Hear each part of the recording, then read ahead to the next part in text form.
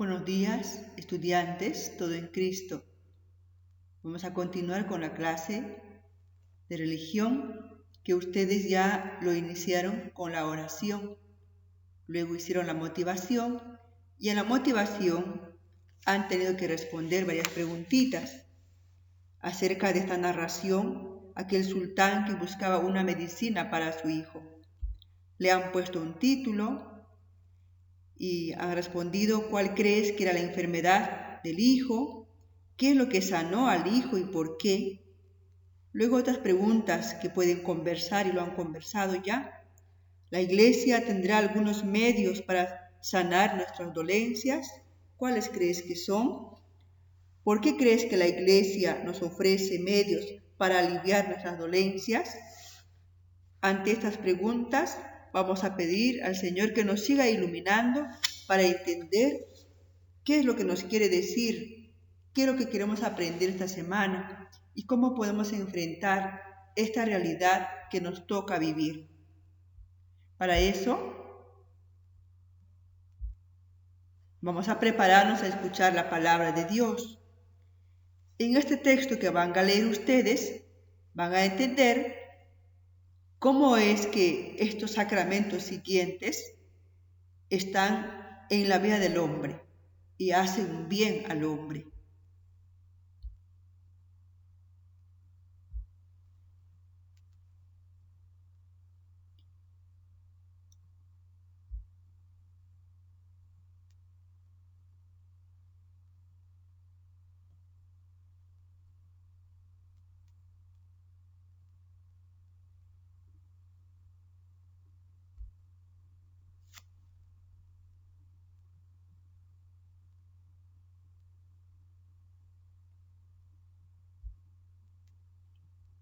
¿Ya lo leíste? Te puedo preguntar, ¿qué sacramentos menciona este texto bíblico?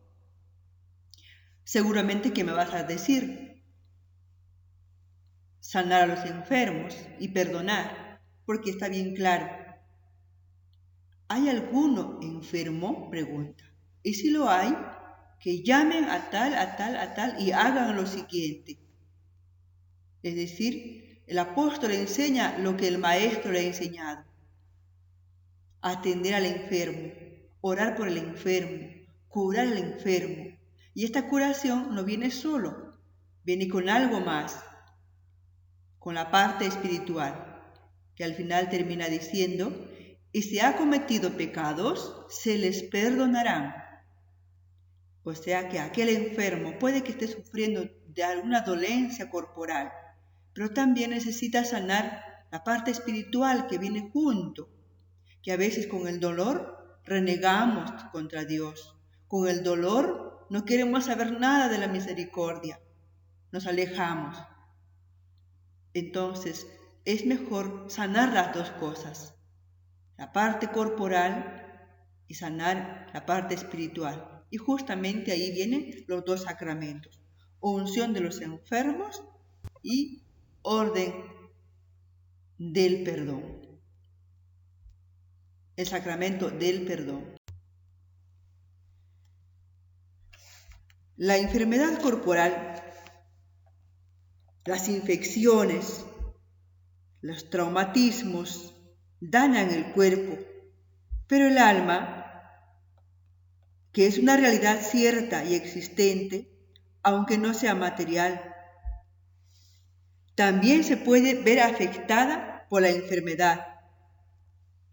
Esto, lo que denominamos mal moral o pecado. ¿Cuántas veces también hemos asegurado que no nos sentimos bien con nosotros mismos? Que hemos hecho algo que no nos ha dejado a gusto, que estamos interiormente intranquilos. Bien, entonces ahí yo también entiendo. Si estoy mal de la cabeza, un dolor, una operación, un trauma, no me hace sentir bien a mí mismo. Es la enfermedad corporal que me hace sentir mal a mí mismo, a mi espíritu también, así como mi cuerpo. Entonces esto me pone triste, me hace llorar de rabia, de impotencia, de tristeza. Me pone pensativo y no encuentro qué hacer. Eso hace el dolor corporal, afecta a la parte espiritual. El dolor corporal muchas ocasiones nos aleja de Dios, porque le echamos la culpa a Él. ¿Por qué? Él no nos ha dado ninguna enfermedad. Somos nosotros en nuestro desorden que lo hemos encontrado. Si nos dicen que debo tomar tal pastilla, si nos dicen que debo tomar tal hierba, si nos dicen que debo abrigarme, si nos dicen que debo evitar tal cosa, si lo cumplo y obedezco, de seguro que no me va a pasar nada. Y entonces voy a estar bien en el cuerpo y en el alma. Pero si yo desobedezco, me voy a conseguir enfermedades. Y entonces va a estar mal mi cuerpo y va a estar mal mi alma. Esto manifiesta la presencia del mal en nuestra vida, que no es únicamente físico, sino también moral. Y este ordinariamente suele ser más grave y más agobiante que el mal físico. Y frente a todo esto, ¿qué hacer? Frente al remordimiento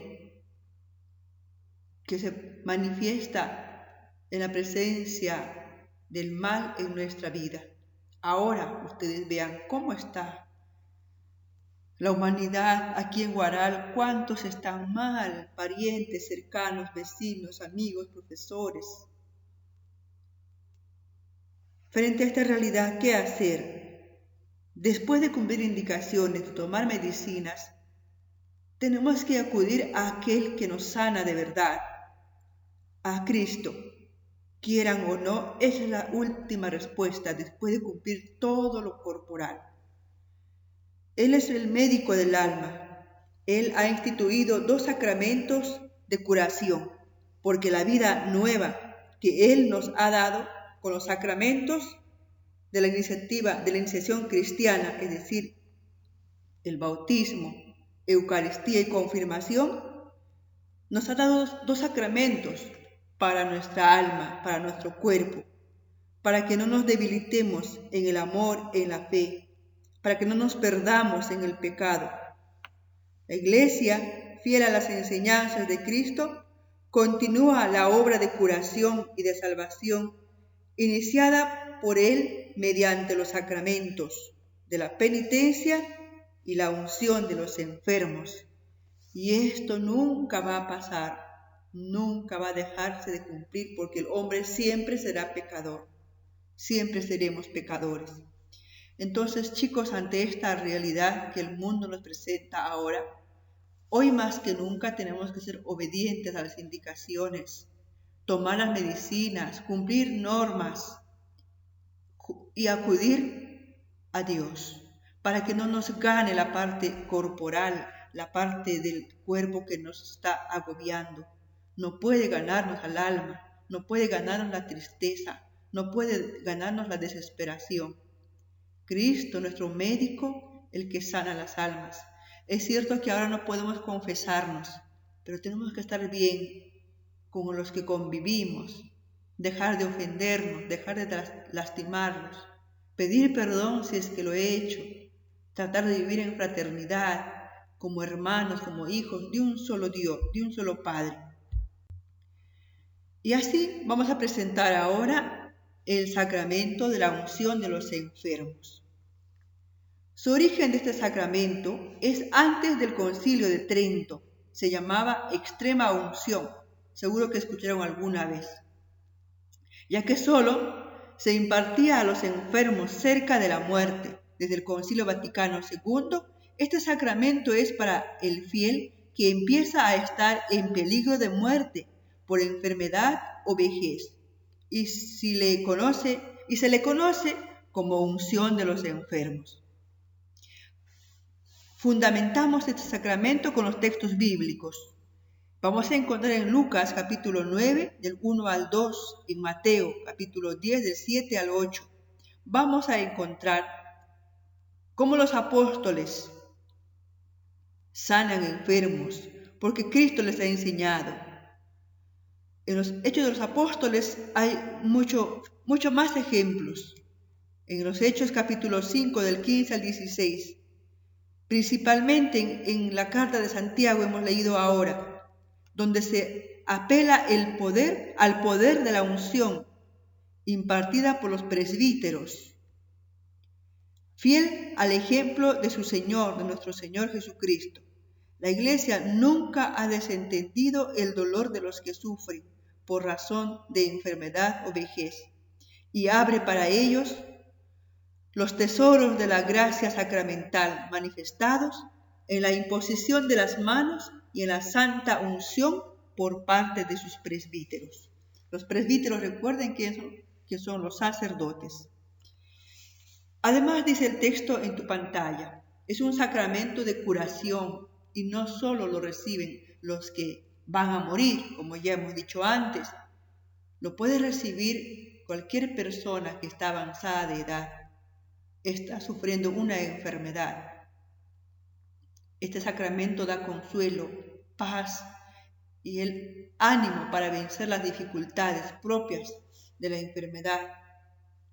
Sigo insistiendo de la situación que estamos viviendo ahora, que es desesperante.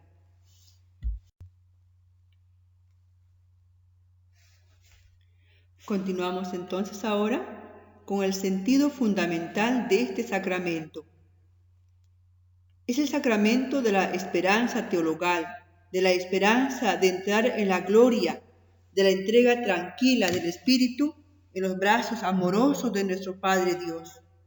No es un remedio terapéutico de la enfermedad del cuerpo, pero al infundir fe y esperanza, el enfermo bien puede aliviarse y suavizándole la enfermedad, haciéndola mucho más llevadera e incluso sanándola, si ello ha de redundar en bien del alma. En este sacramento se realizan dos signos que tienen un profundo sentido: la imposición de manos y la unción con aceite.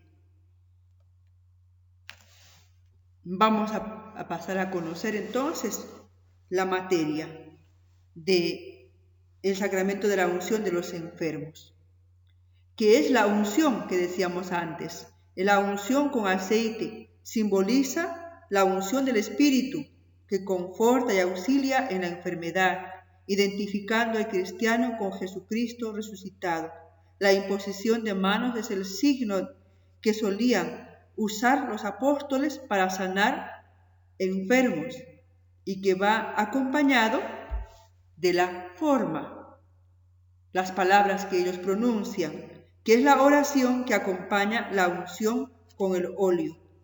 Por esta santa unción y por su bondadosa misericordia, te ayude el Señor con la gracia del Espíritu Santo, para que te libre de tus pecados, te conceda la salvación y te conforte en tu enfermedad. ¿Quién la realiza esto?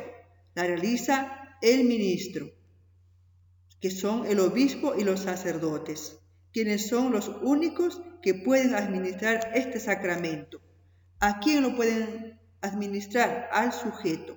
Y el sujeto es el bautizado, que llegado al uso de razón, se encuentra en peligro de muerte a causa de enfermedad, accidente o vejez. Una preguntita, a ver si me responden ustedes. ¿Se puede recibir más de una vez este sacramento?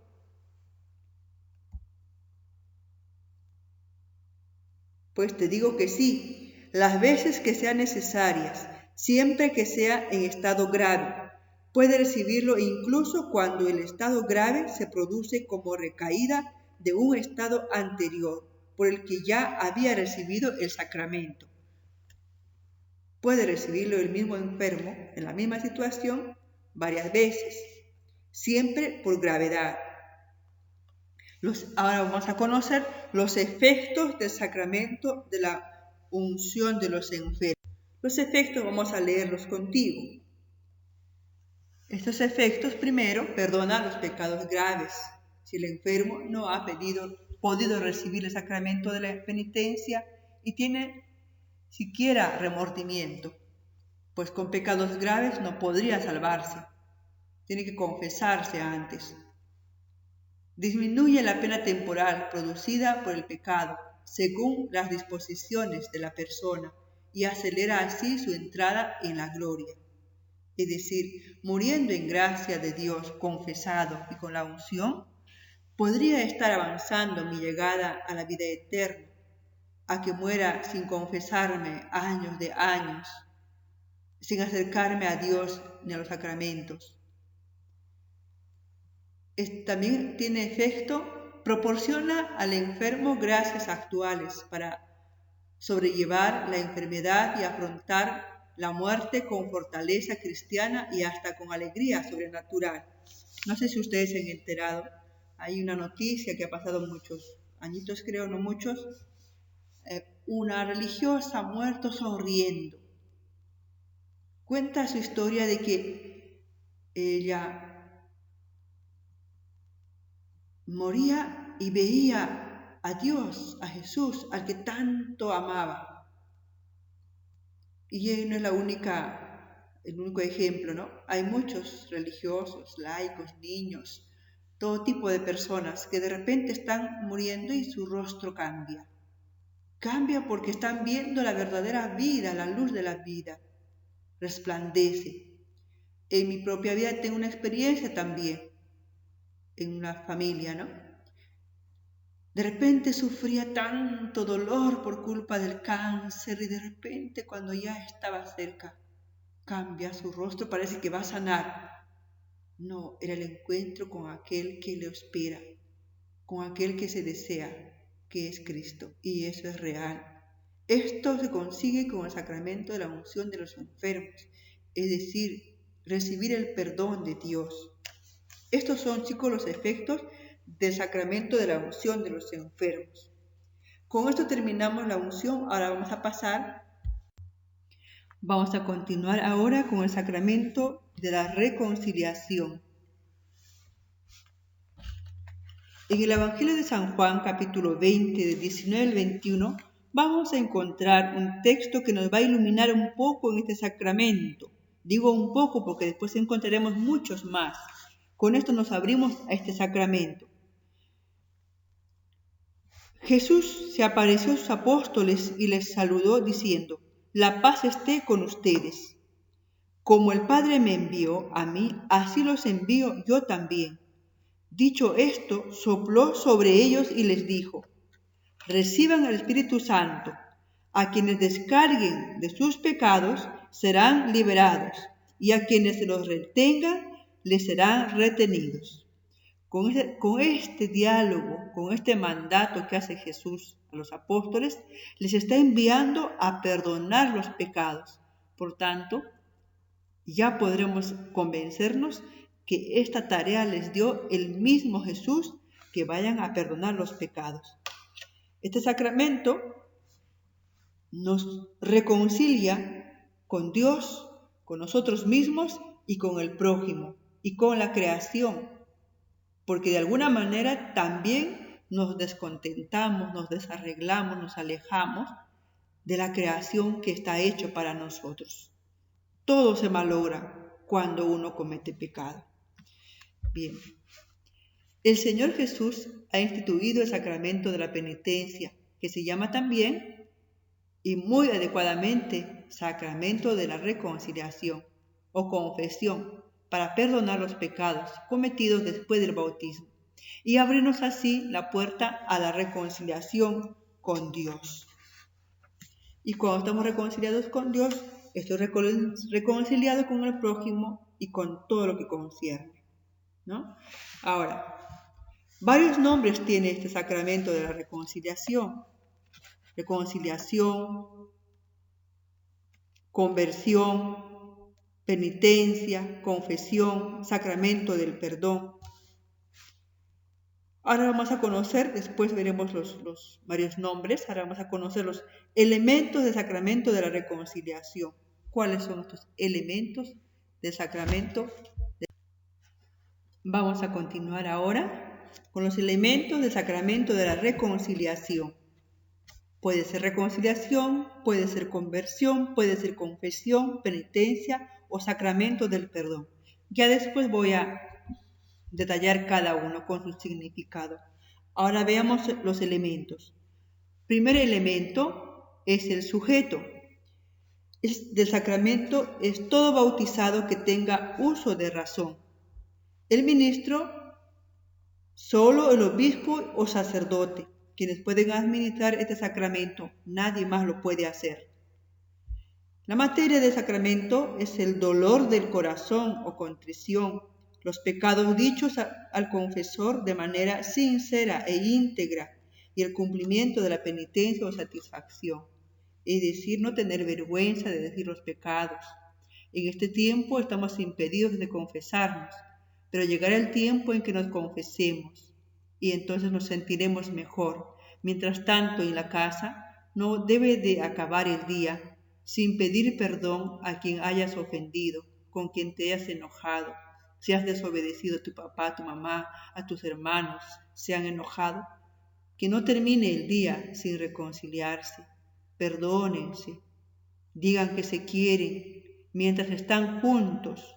Ahora es tiempo de aprovechar, de escucharse, de reír, de perdonarse. La forma del sacramento son las palabras de la absolución que el sacerdote pronuncia, es decir, la absolución es cuando te dice ya, ahora vas a hacer lo siguiente, la tarea que te da, las palabras que te dice, como decir, ya no eres culpable, ahora estás absuelto de tus pecados, eres libre, ¿no? ¿Y cuáles son esas palabras? Yo te absuelvo de tus pecados, en el nombre del Padre y del Hijo y del Espíritu Santo. Mientras te dice eso el sacerdote, tú te haces la cruz en la frente, en el pecho, de tu hombro al otro hombro y terminas agradeciendo a Dios con la boca porque te da la libertad de ese pecado que te ataba. Y así termina el sacramento de la reconciliación, de pedir perdón, los elementos de este sacramento. Una vez que tú cumples estos sacramentos, pues te sientes bien, libre. Y esto nos alimenta el alma, nos hace crecer espiritualmente. ¿Cómo nos hace crecer? Vamos a encontrar unos efectos del sacramento de la reconciliación. ¿Cuáles son estos efectos? Ahí te señala nuestro compañero. Los efectos son: crece la humildad cristiana, se desarraigan las malas costumbres, se hace frente a la tibieza espiritual, se purifica la conciencia, se robustece la voluntad, se aumenta la gracia santificante, se consigue una sana dirección de la conciencia. En conclusión, te sientes libre de todo pecado. Nos hacemos más semejantes a Jesús, humilde, sencillo. Siempre decimos, cuando vemos a Jesús en la imagen del Sagrado Corazón de Jesús, ¿no? Jesús, en ti confío, haz mi corazón semejante al tuyo.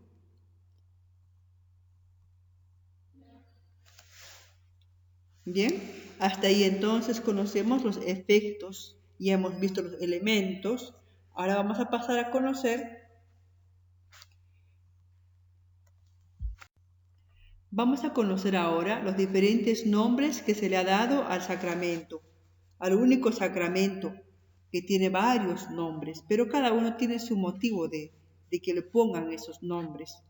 Empezamos con la reconciliación. Es el sacramento por el cual Dios nos perdona los pecados cometidos después del bautismo. Los que se acercan a este sacramento obtienen la misericordia de Dios, el perdón de los pecados cometidos contra Él y al mismo tiempo se reconcilian con la Iglesia, a la que ofendieron con sus pecados y consigo mismo. Además del sacramento de la reconciliación, se le conoce también como sacramento de la conversión, porque realiza sacramentalmente la llamada de Jesús a la conversión. Eso encontramos en Marcos capítulo 1 al 15. la vuelta al Padre en Lucas 15, versículo 18, del que el hombre se había alejado por el pecado. Se denomina también sacramento de la penitencia, porque consagra un proceso personal y eclesial de conversión, de arrepentimiento y de reparación por parte del cristiano pecador. Es llamado también sacramento de la confesión, porque la confesión de los pecados ante el sacerdote es un elemento esencial de este sacramento. Si uno no confiesa los pecados, no hay absolución, no hay perdón, entonces sigues con tus pecados. Pero también se llama sacramento del perdón, porque por la absolución sacramental del sacerdote, Dios concede al penitente el perdón y la paz. Por tanto, si unimos todos estos diferentes nombres que se le ha dado, todos tienen sentido, porque jala el uno al otro, tienen su propia relación. Bien, chicos, entonces, conociendo estos diferentes nombres, pues por conocer y aparte, por identificarme más con mi iglesia y con los sacramentos, con Jesús, puedo yo crecer un poco más en el amor a Dios, en el amor a mí mismo, en el amor a la salvación que Él nos ha traído. Por su muerte y resurrección nos ha traído la salvación, la libertad de vivir libres, capaces de reconciliarnos unos con otros. Ahora, queridos alumnos, vamos a prepararnos a la oración final. Tomemos en cuenta todo lo que hemos reflexionado, conocido, leído, escuchado y respondido preguntas para nuestro conocimiento. Les invito ahora a escuchar esta canción y al mismo tiempo observar cada imagen de la presencia de Dios. Que esto nos ayude a que mi mente y mi corazón me traiga paz, cercanía a Dios.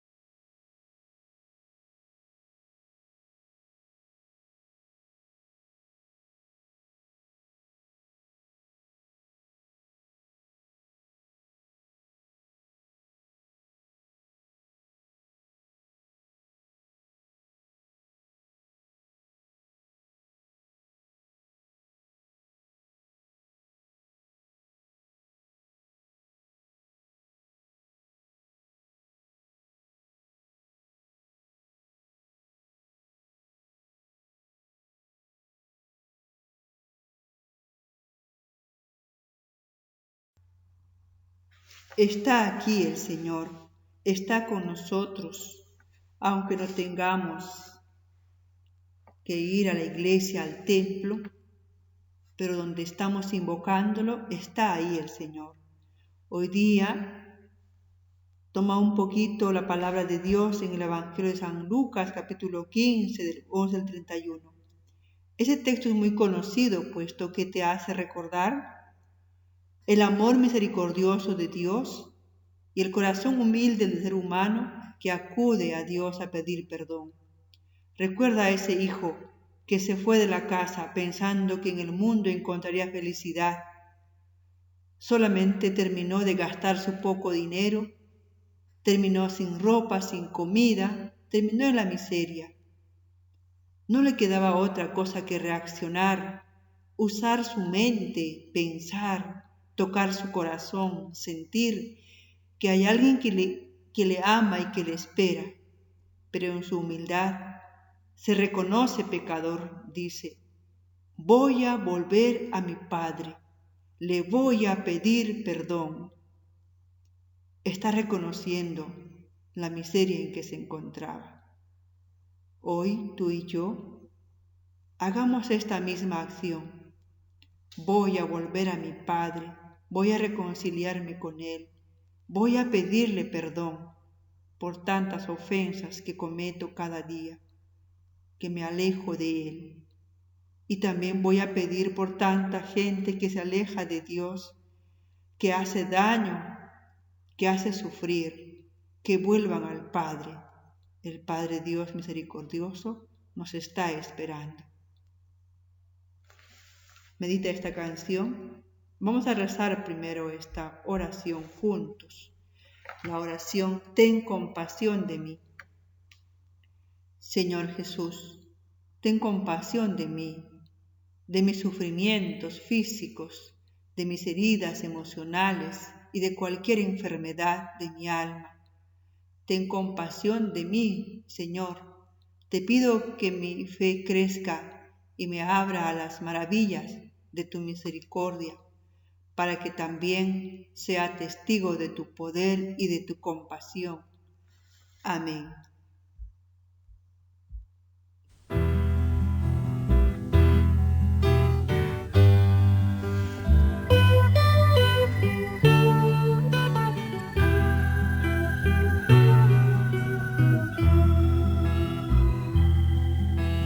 Vengo ante ti, mi Señor,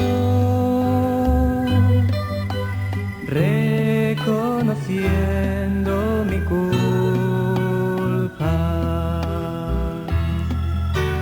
con la fe puesta en tu amor, que tú me das como a un hijo.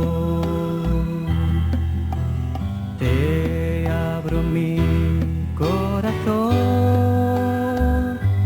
y te ofrezco mi miseria, despojado de mis cosas.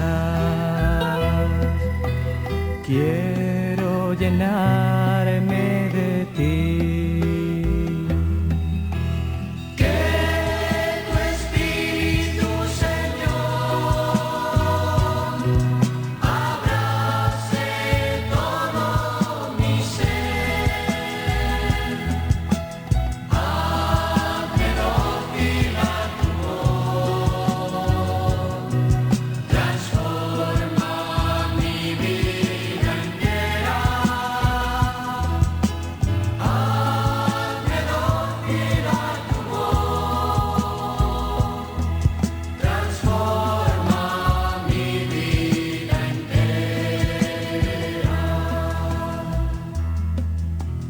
Puesto en tus manos, Señor, siento que soy pobre y débil, mas tú me quieres así. Yo te bendigo y te alabo.